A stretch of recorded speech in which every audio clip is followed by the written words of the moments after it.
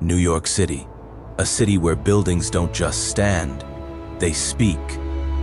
Every street, every skyline, every shadow cast by steel and stone tells a story of ambition, power, and vision. But New York was not always a city of skyscrapers. Before glass towers touched the clouds, this land was simple, raw, and untouched. In the early 1600s, New York was known as New Amsterdam, a small Dutch settlement built for survival, not beauty. The architecture was modest: low wooden houses, narrow streets, buildings designed to protect people from harsh winters and uncertainty.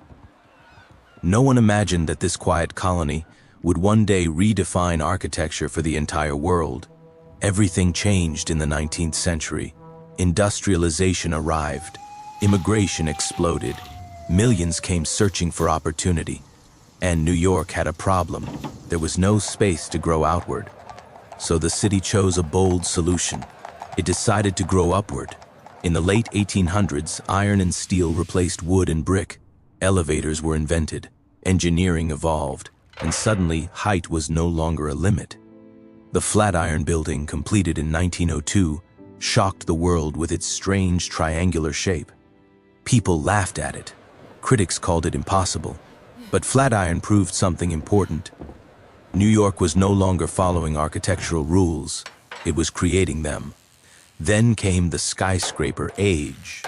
The early 20th century turned Manhattan into a battlefield of ambition. Architects competed not just for beauty, but for height.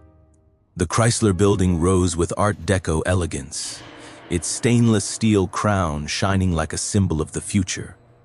Soon after, the Empire State Building pierced the sky. Completed in just over a year, it stood as the tallest building on Earth. During the Great Depression, while the world was falling apart, New York was reaching for the heavens. Architecture became a statement. Tall buildings were not just offices. They were symbols of hope, dominance, and human achievement. But progress came with consequences. Old neighborhoods disappeared. Historic buildings were demolished. The city began to ask an important question: how much should we sacrifice for the future? By the mid-20th century, modernism took control. Glass boxes replaced decorative facades, function replaced emotion. Buildings like the United Nations headquarters introduced a clean, international style. Simple, minimal, powerful. New York now looked less like a city of art and more like a city of efficiency. Then came tragedy.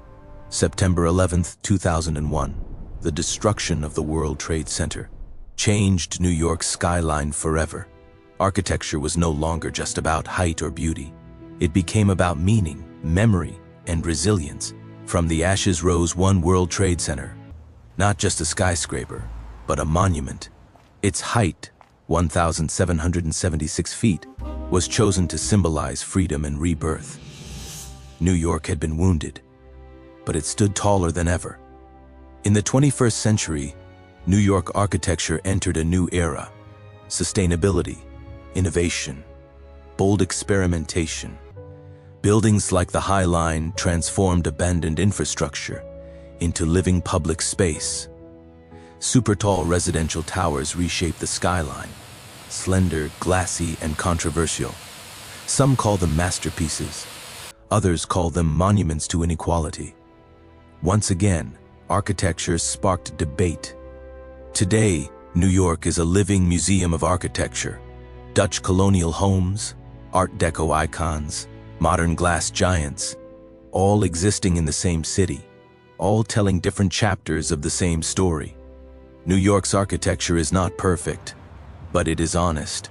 It reflects ambition, struggle, loss, and endless reinvention.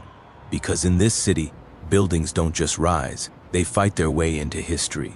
And the skyline continues to change, just like New York itself. If you enjoyed this journey through time, remember this: cities are built with steel and concrete, but they are remembered by the stories they tell.